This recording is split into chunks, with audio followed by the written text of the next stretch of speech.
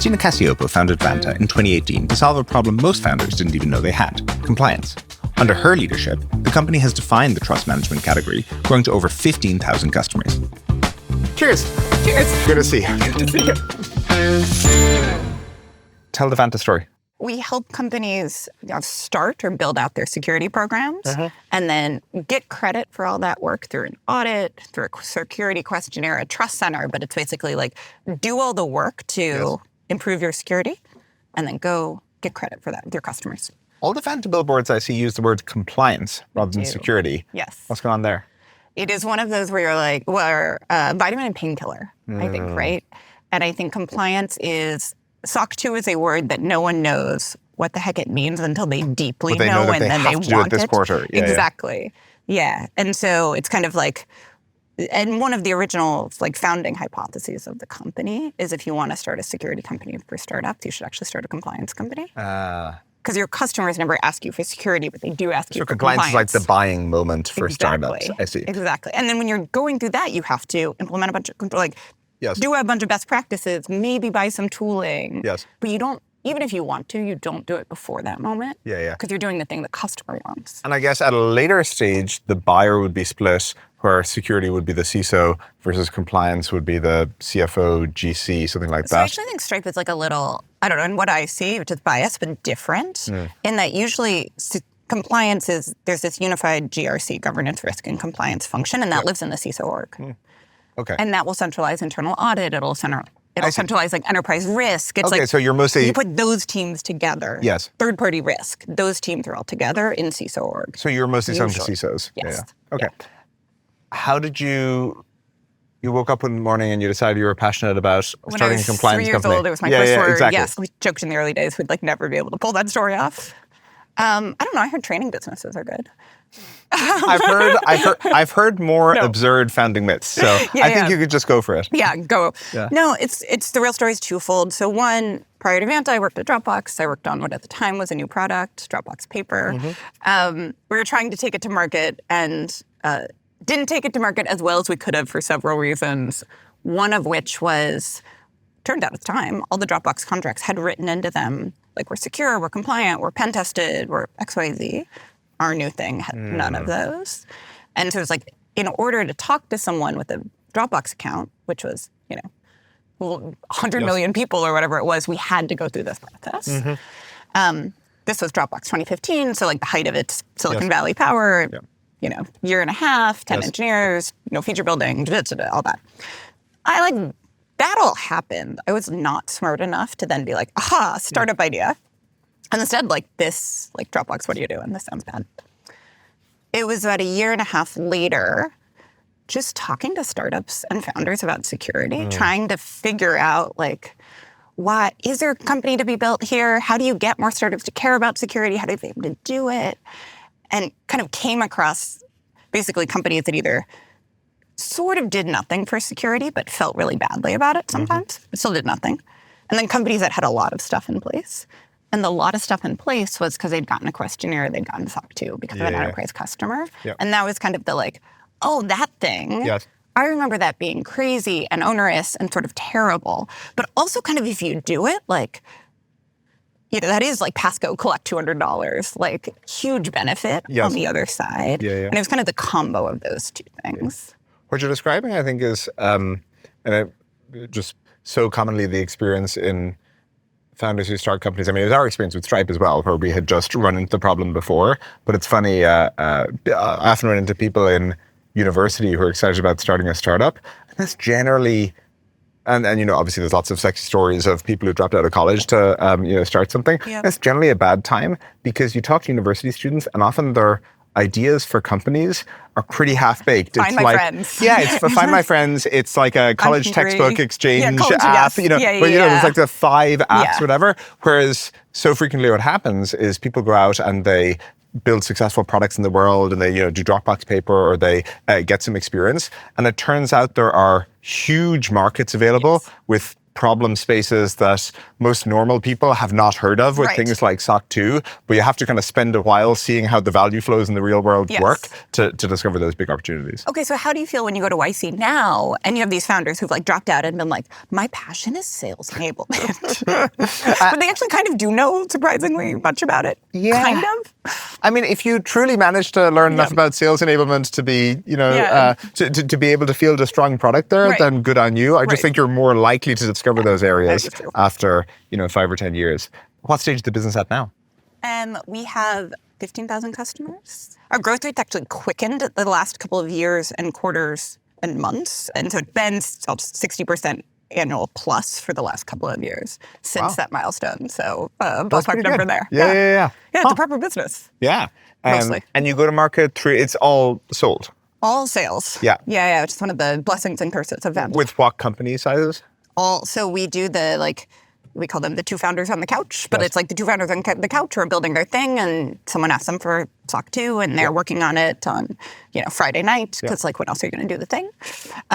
All the way up to at least one member of the Fortune 50.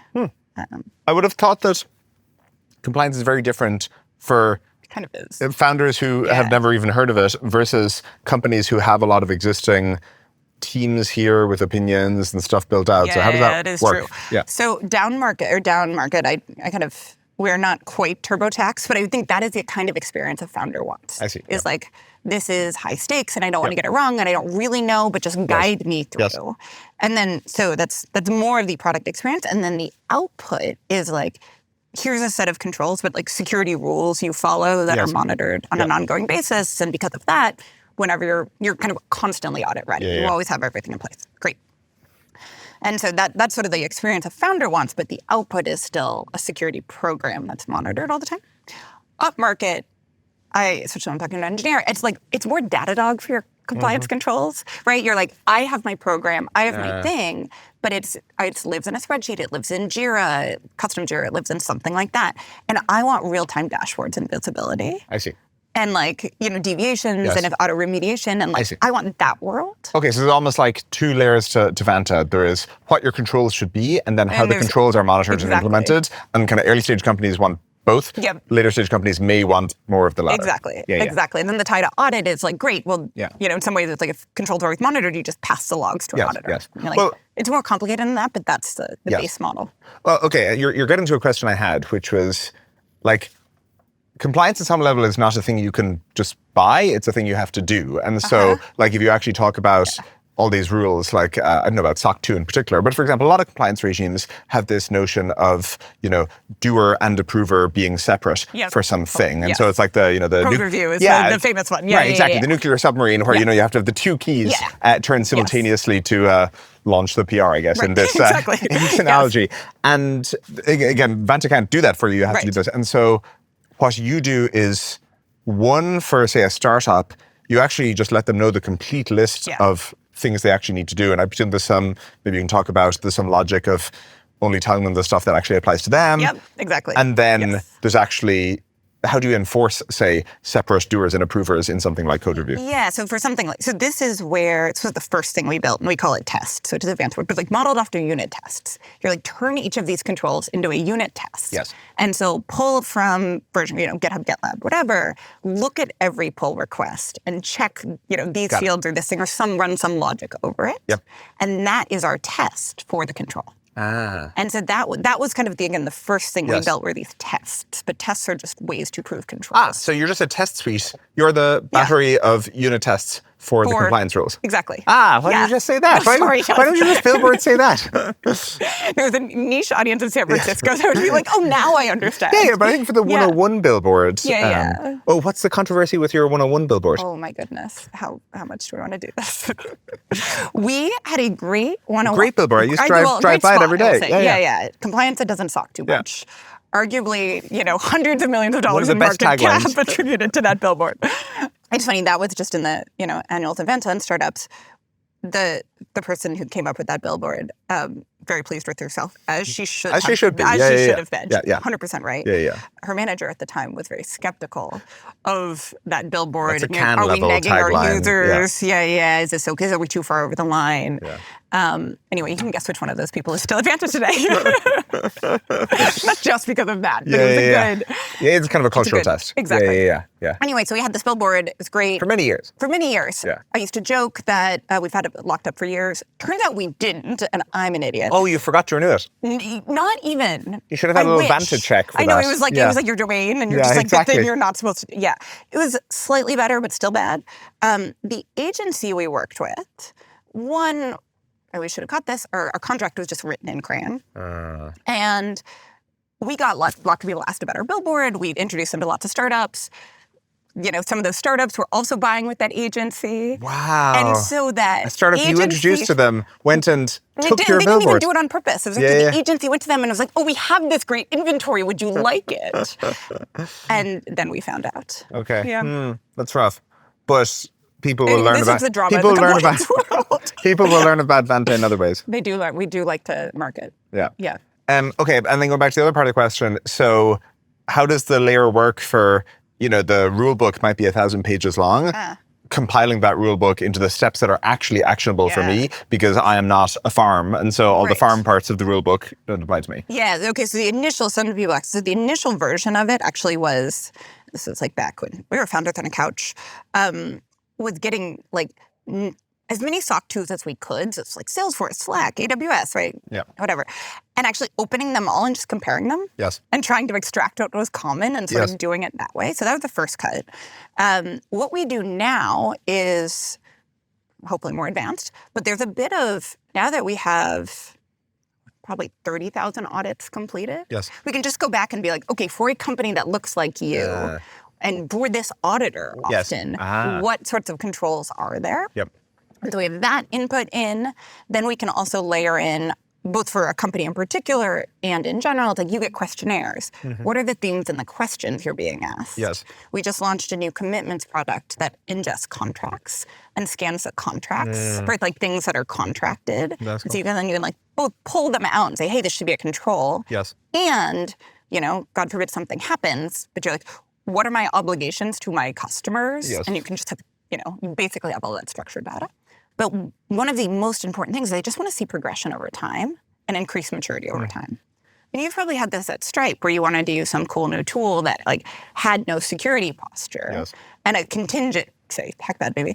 But like, one part of it was like, oh, can you just like walk this up over time and show me you're making progress? Yes. Is SOC 2 the main Bible, Basically, book from which we you don't. read? It's funny, we don't break it out by framework anymore because it's all just they're all just inputs into the system. Sure, for but like us. ultimately you need to comply with some specific things. Yeah. Right? But like, yes, most customers will come to us for that first. Yep. Number 2 is ISO 2701, which is if you part it Who like demands Europe ISO SOC 2. 2701? European enterprises. Okay. Yeah. And so if you're a European company selling to Europeans, you will start with that. If you're European selling to Americans, you'll start with SOC 2. Okay. Australians. How aligned are they? I think our mapping is like 60-ish, 65%. Okay. And the additional ISO stuff is often documentation. Okay. Which is like a great place for software to Sounds help like you out. Europe, yeah. Yeah. Exactly. Yeah. There's like less, please implement these 6 more rules. Okay, so is it SOC 2 and its international equivalents is basically, that captures most of what you're doing? It is probably plurality, not majority. Okay. And so we see a lot of growth. And there's this like whole host Thousand Flowers Bloom of AI standards right now. Yeah. It's like the whole thing there. There's the healthcare specific things. Sure. There's the PTI piece, which I know you're very familiar with. There's like that. On healthcare, is this which? There's HIPAA, which is U.S. law. You can just declare yourself compliant with HIPAA. Like Yeah, it's you get to self-certification. decide. Yeah. Exactly. The downside of doing that is if you do that and are breached, the fines are enormous. And so that's the check that there's semi-market check there. Can you describe the policy goals that something like SOC 2 seems to accomplish? And you might say, oh, it's simple, it's just security. But like as we know, there's many different facets to that. And so it could be preventing information leaks, or it could be preventing fraud against the customer, or it could be all these different things. And so if you were to stack rank, what is SOC 2 actually trying to accomplish at a policy level? I would say it is trying to ensure customer data is protected. I think that is what it is trying to do. And just to round out the point, your JavaScript comparison is that Java was a very popular language before the emergence of web browsers with JavaScript. And so when they invented JavaScript, they wanted to kind of ride off the Java halo as an easy-to-use programming language, despite the fact Java and JavaScript share no commonality at all.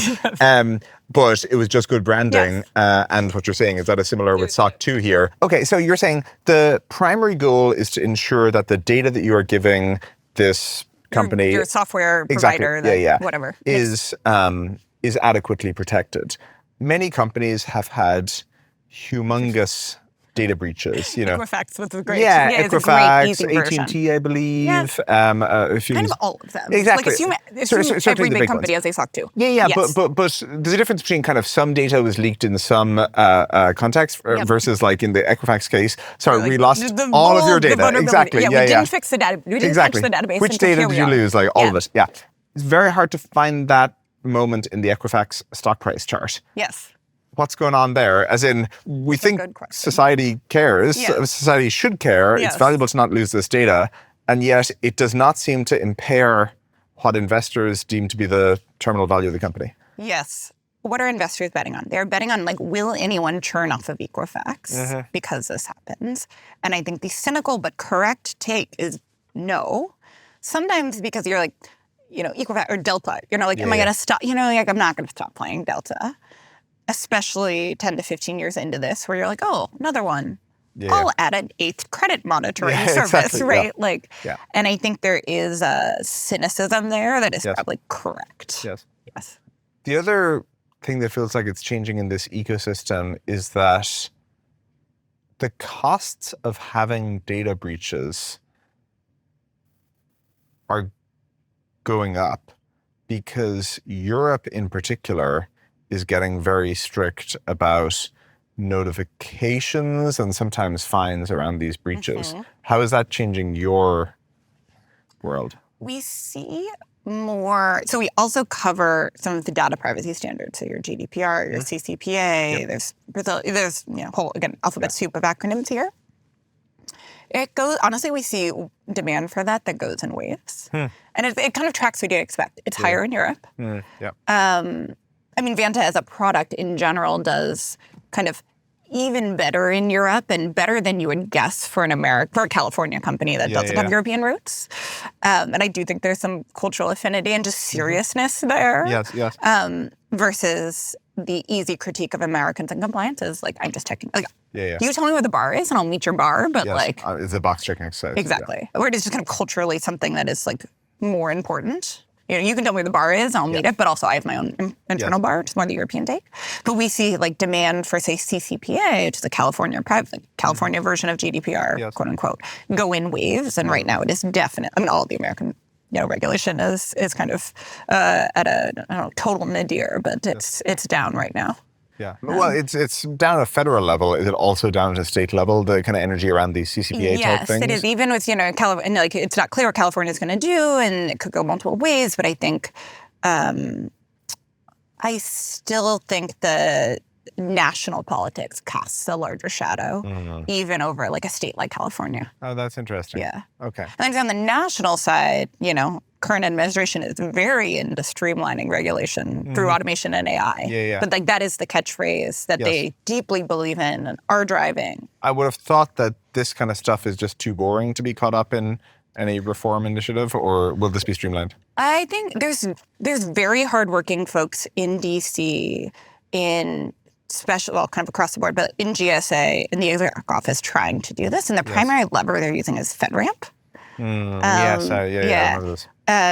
And which broadly I would think of SOC 2 for the federal government, but basically a very onerous set of both controls and requirements and documentation in order to begin trying to think about selling to federal and often state and sometimes even local governments. It's my broad I hadn't FedRAMP realized thing. state and local governments also use FedRAMP as kind of their There's rule state set. ramps. Yeah, so yeah. there's like literally Texas ramp. But they like, kind of is a conform thing. to Exactly. FedRAMP. Yeah.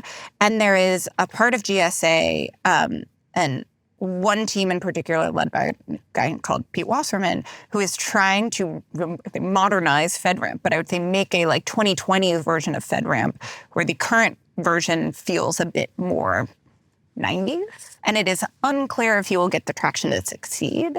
But he's fighting the good fight, and he gets it. But even if they do that, I find it hard to imagine the Society of Accountants just copying the new FedRAMP lock, stock, and barrel. I don't think they will. Yeah.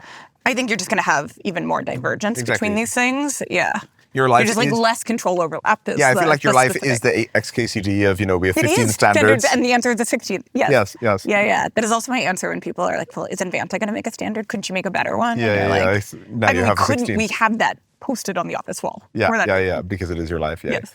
But okay, going back to the effects of the European strictness, it doesn't show up in the form of kind of maybe American companies previously were looking to kind of check the SOC 2 box versus now they're like, okay, it's really important I don't cross this actually quite strict European rule. Right. Whereas I think now, and I think it's funny, we are starting Vanta as what it is now today in spring of 2018, which was when GDPR was going into effect. And so I was kind of running around and being like, will you talk to me about compliance? And everyone said yes. I was having this great luck. And then I'd show up and I'd be like, so SOC 2. And they'd be like, GDPR is a priority, next please. And that energy is like mostly dissipated, especially in the United States. Yes. I think because it's like, the theory at the time was GDPR is written by lawyers at a very high level. It's like not a spec you can hand to an engineer, like comically kind of bad as an engineering spec. But like, it's fine. We will clarify that in court over the next 10 years. And now we're 7-8 years in. Hasn't really happened. Yes. It still is kind of hand wavy. For an engineer, at least to go implement as it ever was. And how does this work with agentic coding where the honest answer to the number of human reviewers of this code is 0? Yes. How should it work? Because right now it is like, well, somebody needs to be does like, it I work? did code well. I think right now it's like agent, writes code, human or agent puts up PR. Yes. Maybe human or agent reviews it. Yes. And I think to a naive SOC 2 audit, you're like, those seem like 2 user IDs had that conversation. And so we can go forward. But it's more about having 2 throats to choke as opposed to, we read the code of this, ATM software and guaranteed that you didn't introduce an infinite money glitch. Yes. Yeah. My interpretation from talking to folks is some of the impetus behind that, or the primary impetus, was insider threat. And that's what you're preventing against, which maybe that's my macro answer is just go through the SOC 2 controls and be like, what are we trying to do here? And be like, okay, great, let's design for that. And that may or may not be how it's written today. That's a good question because on all the insider threat stuff, having 2 reviewers is kind of one way to do it. Does SOC 2 mandate exactly a lot of other insider threat stuff? Because presumably you should be logging a lot of activity, auditing a lot of activity. There should be process that you have in place. No, and I think this is where actually you get to the technical standard made by folks who often aren't as in their depth in engineering, let's say, right? And so the controls for there are a bunch of logging and monitoring controls that are suggested. One thing maybe also mentioned, unlike PCI, SOC 2 doesn't have a prescribed control list. So PCI is kind of different, and it's you must do X, you must buy this tool whether or not it is useful to you. I'm sure you have your own story with that. Yes. SOC 2 is you must log useful events and have a system to look at them. I see. But it is up to you to decide what the heck that means, which sometimes it's helpful. I think for a startup that's never done this, it is unhelpful because it sort of opens up, a maze in a way that's just not great. That's where being prescriptive, is part of, I think, and Vanta's initial product market fit. I think it's actually largely due to that. In a way that wasn't the plan. But I think it's figuring out how to take that high level guidance, bring it down in some places. In a way that actually makes sense. Christina and her team at Vanta are helping their users automate compliance, which for many companies is the thing standing between them and being able to sell to enterprises. We're very familiar with this category of product at Stripe, where you have a complex web of rules that businesses need to be able to comply with so they can move on to actually improving their products. Just take tax compliance and our product, Stripe Tax. As you start selling in more states and more countries, you discover there's thousands of rules you need to follow. For example, did you know Chicago actually has a lease tax, which applies to SaaS companies too, since you're leasing out software? Stripe Tax is built to automate all of this. With one integration, it knows what you're selling, when and where you have to collect transactional taxes, and how to register and file on your behalf. So if you want to sell globally without becoming an expert in tax rules, check out Stripe Tax. You know, the kind of joking reference that everyone makes as they talk about kind of competition from Claude Code for software products is, you're not just going to vibe code your X in a weekend. But obviously, something like SOC 2 is actually the kind of thing that LLMs or kind of coding agents are good at working with, because there's just so much training data out there, and it's a codified set of rules. And so how is AI helping with what you're doing, and kind of what is your plan for? You were describing some of the scale economies you have and having seen other customers, but I'm curious just kind of what the defenses are against. A customer could, in theory, say, hey, Claude, give me the plan for our SOC 2 compliance, make no mistakes, that is a thing you can contemplate. Right. Yeah. And I think there's, so you can do the very defensive thing, but the very defensive thing is but this is a place where you don't want to get stuff wrong. Mm-hmm. Spending much time on it does not make your beer taste better, right? Is this really the place? Even if you really want to vibe code a bunch of stuff, is this really what you want to vibe code? Fine, whatever. There's all those arguments. Ignore them all. I think where the LLMs are excellent and a little dangerous in a build versus buy, but then we just need to build better experiences on top of this is hey, Claude, I'm going to give you a mess of data. You go make sense of it to me and get me ready, right? Yep. I'm just going to give you a bunch of AWS screenshots or API calls. I'm going to give you all my policy documentation. Yes.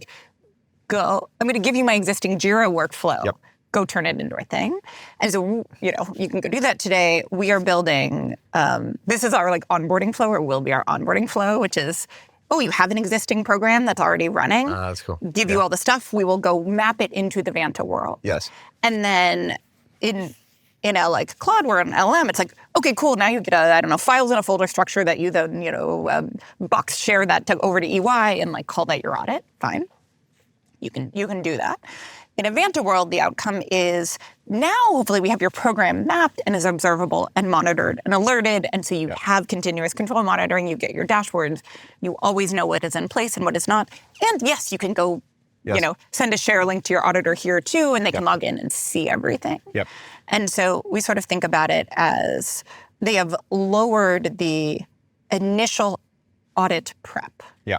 In a way, inside, outside Vanta, or if they're not inside Vanta, what are we kind of doing? So building that, but the continuous monitoring piece, that you're not going to get out of at least LLM chat. You've got to go vibe code that whole system. Okay, so you're saying that everyone just wants, no one enjoys spending time in SOC 2. Everyone wants to have been SOC 2 compliant as of yesterday. Yes. And so you're saying part of the advantage here in this new landscape is you can just take a whole bunch of unstructured stuff and just empty it into the Vanta hopper, and Vanta will make sense of it. And then we'll get widgets that, And I presume part of the defensibility comes from the fact that preference amongst practitioners, in this case, the auditors that are reviewing your SOC 2 materials, is a very strong effect. And both QuickBooks and Xero, to some extent, really grew off accountants becoming familiar with those pieces of software, and companies could have opinions about what they were using, but those were generally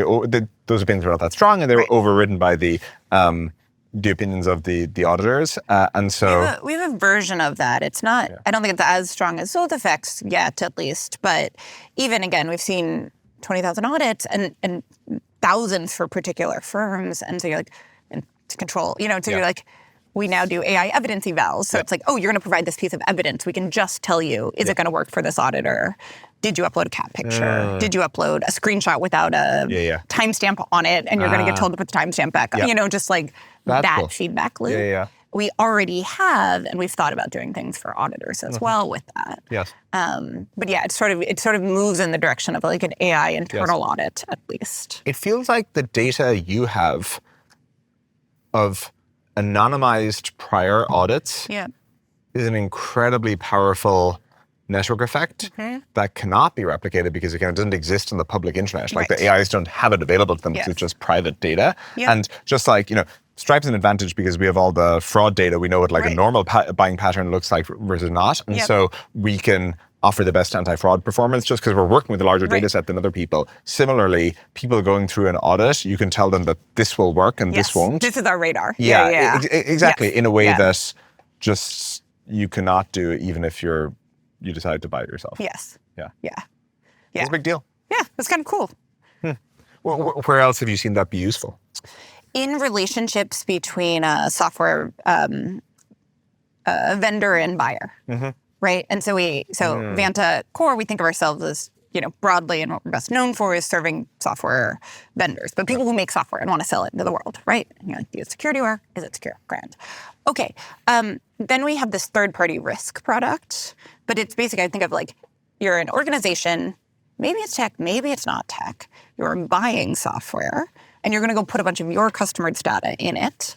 You want that software to be secure, because if not, you have to turn around and tell your customers, like, I lost your data, but it's actually our email provider, but you don't care with our email provider. Like, you think it's me and I've sent you an email. Anyway, right? Like, no one wants to send that email. So there's a whole world of like third-party risk or vendor reviews, and we build a product for those folks. But is there kind of a compliance versus security tension here as you're doing this stuff? We haven't seen as much. What we have seen is, so the person buying software, they might work at a tech company and be quite savvy and up to date on those threats. They might work when our customers is, a hotel, literally a hotel chain, right? And so not that, and they certainly don't get compliance themselves because they don't build software, right? But they buy it. Yep. Fine.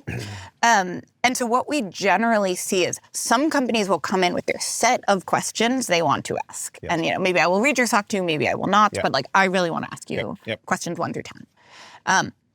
Some companies don't have that. And again, there's some part of the Vanta value proposition is like, we'll prescriptively guide you. And so we have a product principle just around reasonable defaults. And it's like, can we make the reasonable default questionnaire, in this case, something that leads into security versus compliance, or versus, do you have a policy to X? And you're like, can you just ask them if they X, if you care? And so that's a place where we've tried to, on the margin, nudge the buyer questions toward more security, knowing that will change the like economic incentive of the vendor. One of the big debates people are having right now is how AI productivity gains show up. And I feel like you could have an opinion on this because we have filled out a lot of security questionnaires at Stripe. And I think we'd be very happy if the machines could take over from here. We really don't need to. We filled out enough. We should talk about this. Exactly. Yeah. But so one case you could make is the machines are getting quite good. They can understand what Stripe, is and isn't and can do and can't do. And so every time we get a security questionnaire, the AI can fill it out.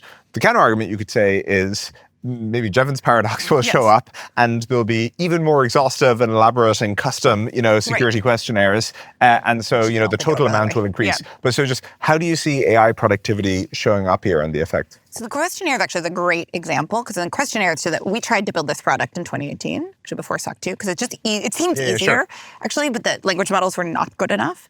And then we tried again in like early 21, and like BERT came out, and you're like, oh, is there it like was not good enough. And now it is good enough. So to that, actually, GitHub gets 92% of all of the questionnaires they receive answered through Vanta. And so you're like, not at 100, but you're like, it's GitHub.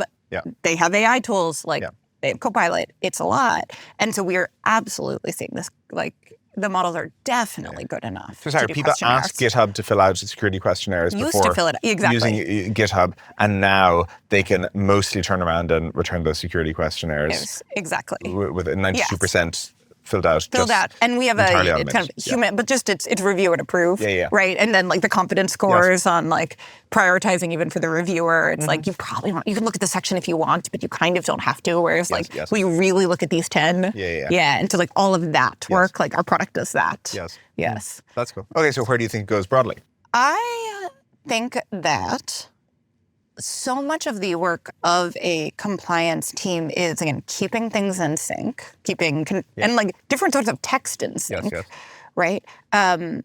Adding on new compliance regimes, which is just adding controls, and then do you want to map the new ones to the old ones and figure out where the duplicates are? That's actually a huge part, classically, of the work of a compliance team. And so I think there's so many opportunities for LMs and agentic workflows in Vanta's business, and we probably have a couple dozen of them. And if I think about our roadmap, knock on all the things, we'll have hundreds by the end of the year. But it's kind of what we've been doing is breaking down what folks do, right? And so you're like, okay, there's the questionnaire piece. If you send out a questionnaire, someone has to read it on the other side. And then you have to think about it and figure out, where does it work, where does it doesn't? I have this new policy update. I need to put this thing in a policy. We're going to start doing, ISO 42001, which is a new AI standard. And so how do I map that in? I need to rerun a risk assessment. I'm going to change my risk score. Anyway, all of these things, all of these tasks are all just workflows that you can have an AI do, write an eval against with subject matter experts, and then hill climb until they're quite good. And so it feels like, you can reason about the number of people in a profession, especially at a certain stage of company, changing. Like if you think back to ancient times, I don't know, the year 2000, if you had a 10-person company with, 10 Gateway 2000 beige workstations, they probably would have had an IT person. And that IT person would have had servers in the closet. Yeah, exactly. They had servers in the closet. They had Microsoft Access database. They had to do software updates, for all the machines. Occasionally, lint and stuff will get stuck in the mouse ball, and they have to take it out and clean it, and replace it, and all this kind of stuff. So IT was a real job.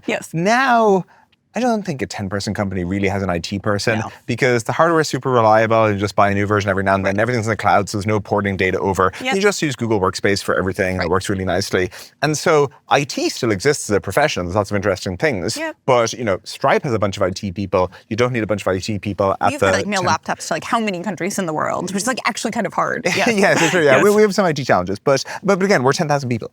And it naively feels like you will have a similar effect with compliance as we had with IT, where the profession very much stays around. It actually gets more skilled rather than I think the stuff we do in IT is harder than kind of the basic IT that a 10-person company would have done. True. Is that basically where compliance is going? I think it's basically true, yes. So one model we've thought about with Vanta, even pre-AI, is we will delay the point at which you have to bring on a full-time security compliance person or a kind of consultant who's spending meaningful time. But, in the past, if you're an enterprise company, maybe you did that at 50, 100. And it's can we actually push that further out? Because what we see is then an engineering leader or someone in the engineering org can manage more of this. Because they kind of have the mental models and they're usually system thinkers and they can, And they're responsible for it, so they can kind of change the stuff. Exactly. Yeah, and so you're have this, or personas, we call them Amelia engineers, but you have the Amelia engineers just going further here. And then you bring on, and then you can bring on a unified security and compliance person versus you have your security person, your IT person, your compliance person. But it's a little bit of the kind of what we're seeing in the engineer PM designer collapse. So you have the security compliance IT collapse into one role. Keep them unified for longer. Exactly. If you give them good tools, right, they can do that. Okay, fine. And then again, pre-AI, but then over time, that team starts to grow, and then you have a GRC team and CISO and all this. What we're talking about now, and we haven't seen yet, but if I had to future cast and guess, is we're going to see actually those GRC teams collapse a bit more into these single threaded owners. Taking a GRC team today, there's maybe one person answering questionnaires, one person just reviewing new software vendors, right? And you look at those and you're okay, I think you can mostly agent the work and then have someone oversee it with 20% of your time. But okay, great, you've collapsed 2 into 40%, right? And you just kind of, and you're okay, you have some person who's who's responsible for bothering the engineers to get evidence for them, for the audit, or to get the control in place because they don't own the control, but they own the program. So they have to go to the engineer and be hello, I noticed you have a new database that is not encrypted. And will you please encrypt it, right? And you're you can just have software go nag that person. Anyway, it collapses. And so I do think we will see smaller GRC teams managing agents, but actually in the future. Yeah. And then they are doing more. I'm not doing the security reviews. I'm like thinking about the findings and overall managing this like risk portfolio, like vendor risk portfolio versus being like, oh, this vendor doesn't have this thing and I need to go get it from. Yeah, I think what you're saying is there's a strategy component to how should we be doing things. Yes. And then there's an hourly labor component to compliance, which is like, oh, we did 10 times as many sales. We need like 10 times as many bodies on the kind of security reviews. And you're saying that AI will eat up a lot of the hourly labor part of compliance and leave people doing the strategy work. Yes. Yeah. Yeah, I do think that. What changes are coming down the pike in the world of compliance? I think there's, to the XKCD, there's lots of folks both trying to make new compliance standards, but it's a little bit of like, what's the difference with the 22nd one? From a Vanta perspective, we've sort of taken a like, we will support them all because we have built a machine where it is easy to add a new one in. Yeah, but obviously you only want to support ones that customers actually want to comply with, so you're not... Well, yeah, but like kind of what we do, actually, we used to spend a bunch of time debating which ones those would be, and it was honestly so frustrating. Exactly. Now you're just like, build the machine that just logs them in, and so the debate and the document you would write... Do you want to support this payment method? Sure. Whatever. Yeah, exactly. We did that with compliance standards and integrations, because it was just like the prioritization debates were just too intense. Yes. We can take all of that debate time, and anyway... So anyway, there's a bunch of those. What would I bet on any of them? If you really like pressed me, I would say ISO 42001, just because it's the European one. And I don't know that ISO. You 42001. You gotta catch me up on this new ISO. Yeah, it's a good one. I recommend it as bedtime reading. So ISO, you know this, but like European standards body, and it is their version of what one should care about with AI. It ends up being pretty data privacy focused and pretty high level. Yep. Those are the counters. The pros are that European enterprises are the ones that care the most about AI, and this is where they would turn. And so it's the thing that has the most market traction so far. But again, none of these are like breakout. None of them have product market fit. And none of them are regulatory. Like they're all... Correct. You opt into... Exactly. It is like this market has like roughly agreed you might need this thing. So there's that. I think I'm kind of proud of this. They're like, trust. Are you familiar with trust centers? They're the security status pages. Oh, sure. Like trust dot blah blah blah. Trust.vanta.com. I didn't know they're called trust centers. It's just like a status page. But like they're for your security posture. So you get the like green bars sort of, or green traffic lights or yellow traffic lights. But it's for your controls. I see. And but then they always say the same thing. Like a status page is like red, amber, green, whereas hopefully the trust center always says, we're real compliant, boss. Yeah, exactly. And so there's like a version of that. And so if nothing else, what they actually are, they're ticket deflection for the GRC team. I see. Because like your sales team sends them out and you're like, doesn't it look good? And then if you have any questions, here you go. Yeah. But it's the pre-filled questionnaire. Yes, exactly. It's like, here's the binder of information. Please read it. And if you have questions for me thereafter, I am here. Does that work? It does, actually. And I think part of it is the just show of strength. Yeah. And the show of like, I'm on top of it. Yep. And then there's the like, read things first. And then if you want to ask me, go for it. Has outbound selling gotten harder now that everyone has a million AI bots spamming everyone? I think it has. What I have heard is phone calls work. In a way that I kind of wouldn't expect. For now, right? But now with like emails, like, a million AI bots. And I mean, like, how many ChatGPT written emails do you get, in your inbox a day? But outbound phone calls are currently working. Got it. Yes. But again, it's only a matter of time. It's only a matter of time. And I think, then we're just back to like, events, right? Yeah. And especially like small curated events. And Yes. A topic we talk about sometimes here is on-demand software. Patrick's taking to saying that software should be like pizza, delivered fresh, piping hot. Yes. But why are you using software that someone coded 5 years ago rather than just the computer deciding what to render to you at that moment? Yes. Is that coming to Vanta? It is. It's something we're playing with internally, but like really excited about is having an agent that maybe is guiding you through the process or doing something, and then needs the user to render an opinion or make a connection or do something, and you're like, can the agent just generate UI specific for that task so the user completes it and then move on? Yes. And you get this like bespoke agent generated, hand generated UI just for that. But are you talking about, because like maybe people have a little bit of a experience with agentic UI where an AI chat interface is like people's Has first some experience. stuff in it, And maybe there's like 3 options you can choose. Example, that's like kind of an agentic UI, but you're talking about a full UI. Or like maybe you have that agentic chat bar on, half of the page or a third of the page, and then the other 2/3 would be a SaaS app. You can imagine a data table with a view and columns, and rather than just like customizing it, you're like, no, I just want you to do this thing, and I will take over that right side canvas of the page, generate the UI for the thing, or generate the report. I think reporting is another great use here. And what step of the process would this be in? Would this be like you have 14 things you need to fix to get to... So we thought about it in 2 ways. So kind of in the, like, you're setting it up and you're going through. And actually reporting is another, I think, great case. It's like no one wants more, knobs and whistles on their reporting tool. And also no one really wants to learn SQL. You just want, like, I want to report for this, go, generate it.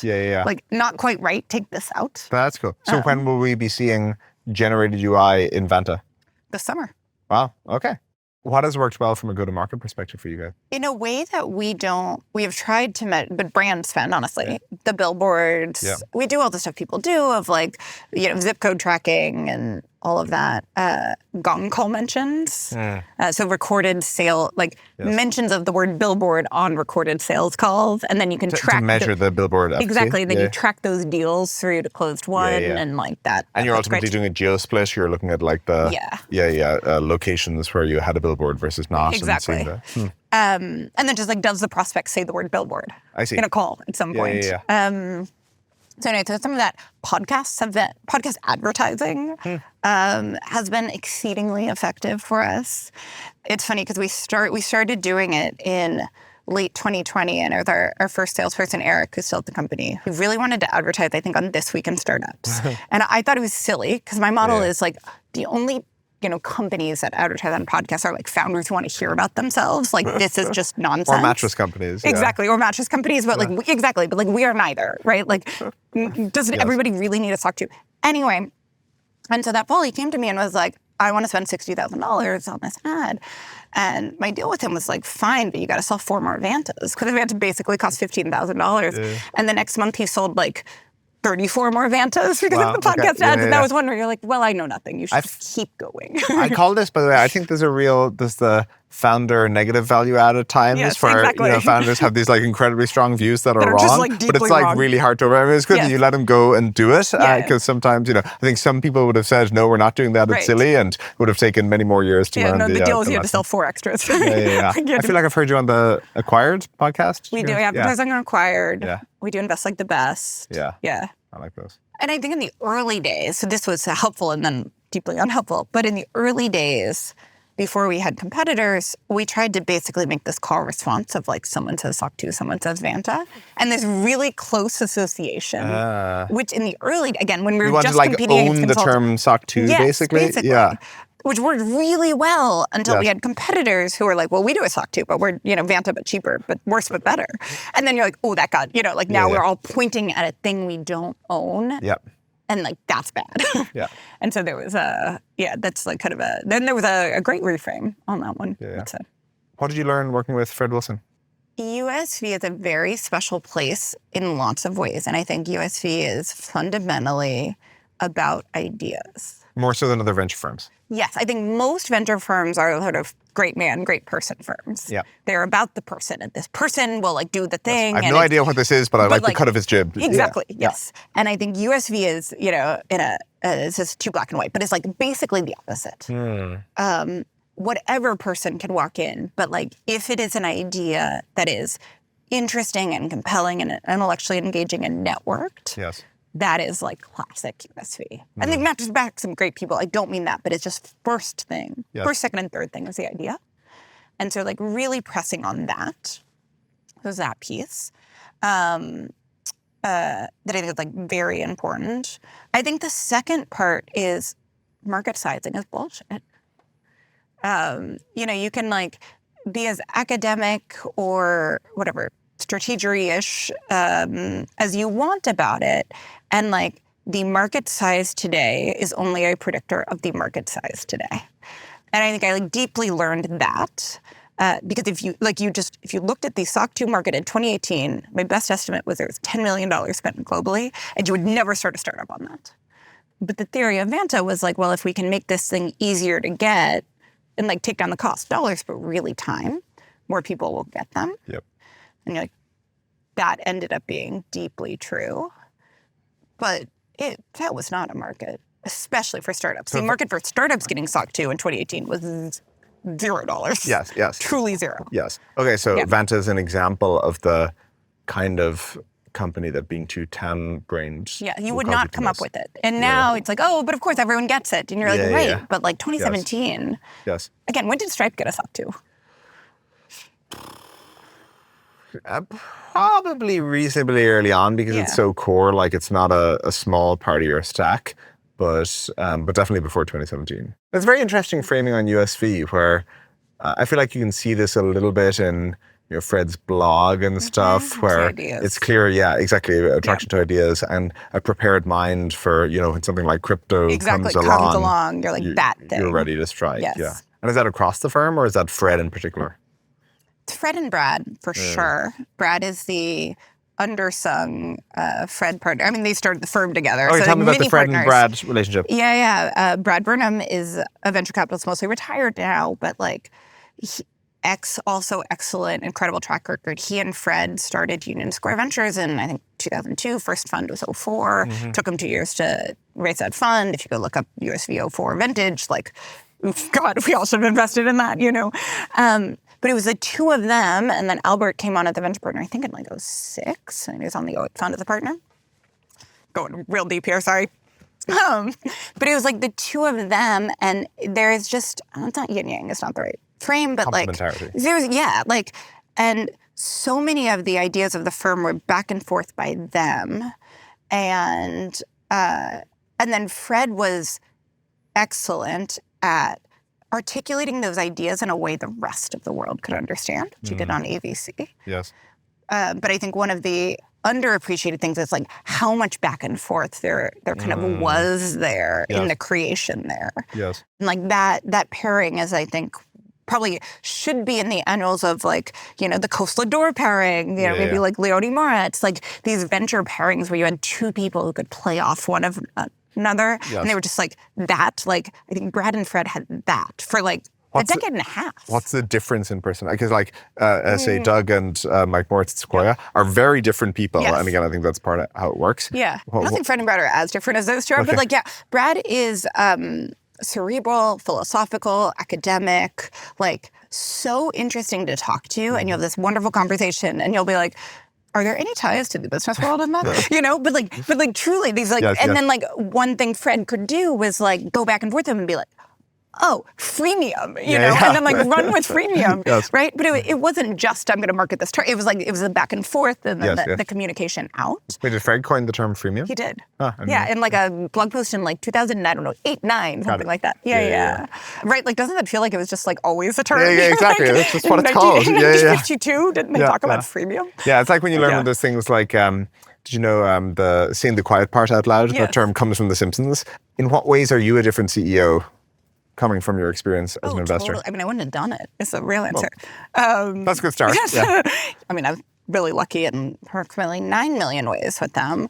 One of the ways was for 2 years, I just like met 15 founders a week for 2 years straight. Yes. And I think whatever model I had of like what a founder is or does was like, that exists. Yeah. But like, look at all the ways one can do it.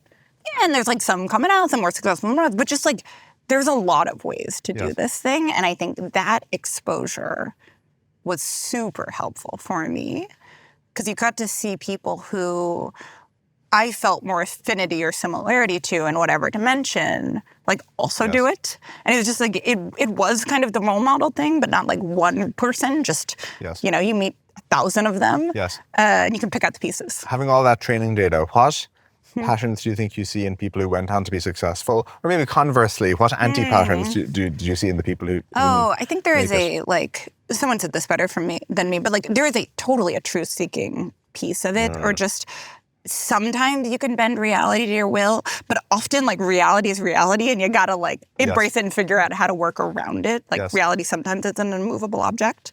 And I think there was There's a delusion, the unsuccessful founders. Exactly. I've noticed that. Yeah. The like, oh no, but I can change this. And you're like, that one, I don't, gravity's gravity, kind of. Yes. Yeah, the version of this I talked about with Des Traynor is, I feel like investor updates with a lot of words and no metrics. Oh yeah, those are bad. Those are bad. Yes. And actually, like, no investor updates is fine. Like, you didn't have to send me either way. Yeah, exactly. No, it's either very good or very bad. Metrics is fine, but like a lot of words and no metrics is almost a sure sign of failure. Bad. Yeah. Yes. Yep. Yeah. Because again, I think it gets at that delusion, failure to truth seek tendency. Yeah. What else?